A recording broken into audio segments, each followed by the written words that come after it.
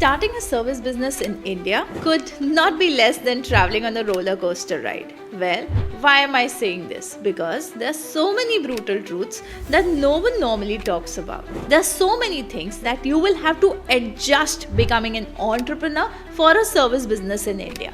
So today we are going to dive deep into how service businesses are managed better in Indian markets. And there are reasons to it why if you come with your own mindset, you won't be able to rule the game. So let's get started.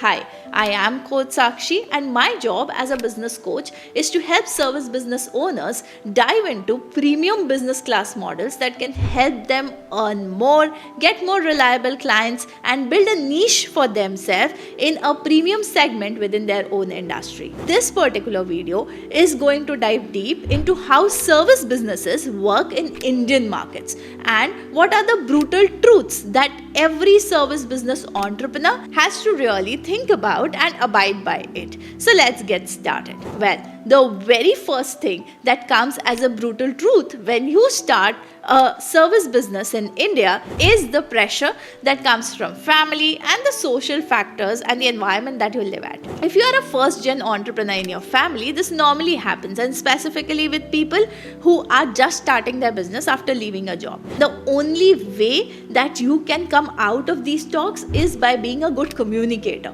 Yes, you need to communicate to people of what you really want in your life, how long this particular thing is going to take to be stable, what is it that you have done as a security for you, for your family, for everyone around, so that this turns out to be as much smoother process as possible. How much risk are you taking in the process? Is it a very risky process, or is it something that is a low risky process and you will be able to manage it out? Communicate it properly to the people and the social circle around you, and then it would be a much easier space for you to evolve by. The next brutal truth in the service industry in Indian markets is the price sensitivity, which will literally shock you out, because anytime you want to test out a new pricing, there will be someone who will come up with a much more lesser pricing. That's how important price sensitivity is in Indian markets. Well, price sensitivity has been an important aspect in product market also. But when it comes to service market, it becomes easy for people to change the rates because they don't have manufacturing costs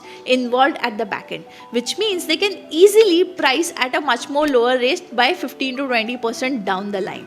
But then at the same time, the pricing sensitivity also determines on how better you are at playing at the game. Because if you are someone who's firm at pricing, and if you know the exact value that you're giving to your clients, then you can definitely charge a particular price point, and it's okay to not run behind price sensitivity. But price sensitivity is definitely going to run behind you, which means you will find people who are offering the similar kind of service at a much higher pricing than yours, and people who are offering similar services at a much lower cost than yours too. Now you need to decide what is the path that you need to take being in the Indian markets, and the right kind of pricing structure to be followed comes from the right kind of target audience that you will be choosing for your service. So choose the right kind of target audience or the customers, and then definitely that will help you decide the price point that you want to follow for your business. Now all of this cumulatively pens down to specific aspects of relationship building, because what happens with price sensitivity is clients might come to you depending on the prices that you have to offer on the different value systems that you're giving to the client. But at the same time, what clients look forward to in Indian markets is the relationship building, and this normally results in a negative aspect for service business owners, and I'll tell you why. Service businesses में most of the clients look forward to long form stable services. मतलब लोगों को relationship maintain करने में बहुत मजा आता है, but ये relationship सिर्फ तब तक maintain रहता है जब तक आप उनको सही price point पे सही services दे रहे हैं. अगर आप गलती से अपना प्राइस बढ़ा देते हैं coming the next year or coming up with the expenses of your business, if you try to increase the pricing, the client might not be happy, and they might counter by saying that, hey, we have been working 4 years together or 6 years together, what about that? Well, what the client needs to understand and what you need to make your client understand in such cases is the point or the value that you are bringing now is not the same value that you were bringing 4 years back. This even a client must understand. But unlike international market, Indian clients don't understand that. Indian clients want you to understand as a business owner that they themselves are struggling in their own businesses and they won't be able to provide you the value that you are asking for. But in turn, they want you to provide the full effort, the full value and the full time. They want exclusivity. They want availability of time whenever required. They want some service terms which sometimes you might not be giving to other clients. So how to handle such situations? Well, it all depends how long the relationship is with the client. If you have a longer relationship which goes beyond 2 to 3 years, you need to be flexible enough in your terms and conditions or the services that you're going to offer to your clients. But at the same point, maintain the price point sanity, because that gives a clarity between all the clients that are working with you, whether they be old or new. The fourth brutal truth of running a service business in Indian markets is that your competitors are going to play dirty with you. Well, yes, it's very easy to manipulate the service TNCs or the service price points depending on the competitors and present a new proposal to your client. They may even take away your client one day before the agreement and you won't come to know about it. Well, these are the scenarios which are very much possible in Indian markets, and you must know how to navigate through them or how to move across them in order to build your business peacefully and sustainably. Because at the end, the competitors themselves are all not only just harming themselves when they are taking your client at a low price point, but also they are hampering the industry levels or the industry standards altogether. So as an entrepreneur, all of us collectively need to think about this. We might be competitors because we might be in the same industry, but at the same time, we might be offering different kinds of values to different kinds of client segments, and it's okay to be the master of your client segment and offer the master value to the client. So the client comes because of value to you and not just because of the negotiation tactics or the competitors' play roles that you are playing. The fifth brutal truth about being a service business owner in India is all about bureaucracy and the governance. Well, the processes sometimes are so much complex, some of it not even defined properly for service-based industries, that you have to compensate on the FMCG industry processes or rules or laws laid down because there are no specific rules or laws laid down.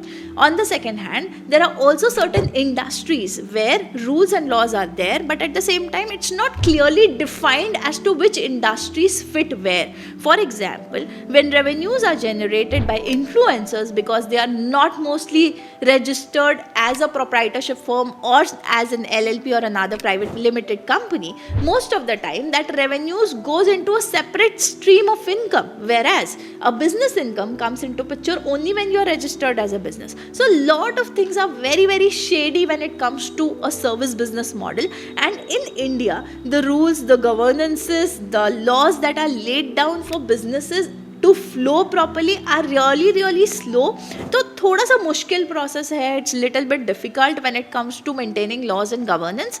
But I hope with time, with technology coming into place, with all the data being systemized these days, I hope that this thing will slowly change and we will have better rules and laws governing the entire service industry in India. The next and the last brutal truth about service business industry in India is that you are not supposed to copy West. Well, this happens mostly with consulting companies and agencies, that they try to copy the Western culture. Now with West, the problem is that they are very time specific and they are very result oriented. At the same time, they are also very, very much professional. When you enter into Indian markets, we work more on loyalty, relationship building, flexibilities in the market, negotiations. All these things are very much common in India. But at the same time, if you go to West, you will find so many things which are direct, straightforward. Just like having business proposals, no one negotiates on business proposals in the West. It's either a yes or a no. But in India, negotiation is a norm,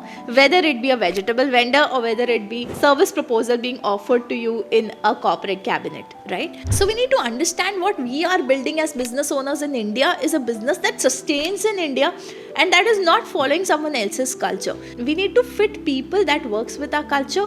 We also need to see that the clients that we take are also fitting our culture, because even though we land up taking some foreign clients, they love our work because we do our work with so much of hard work, right? So you'll find a lot of contradictions in the Indian markets when it comes to India versus West.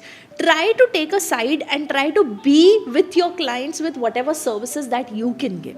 That's the easiest way to run a service business in India. These are the things that basically hinder any service business's growth. So if you're creating a service business in India, be prepared for all of these things. Start maintaining relationships with your clients, because that are going to last for long. Be a little bit flexible in your processes, because that's what your client wants. And be negotiable, but at the same time see to it that you're sticking to the price tag, because you are going to offer the value right to your clients. So build a lead system, build a proper value system across your organization to get your things done right. That's for now. I'll see you in another video. Signing off, Coach Saakshi.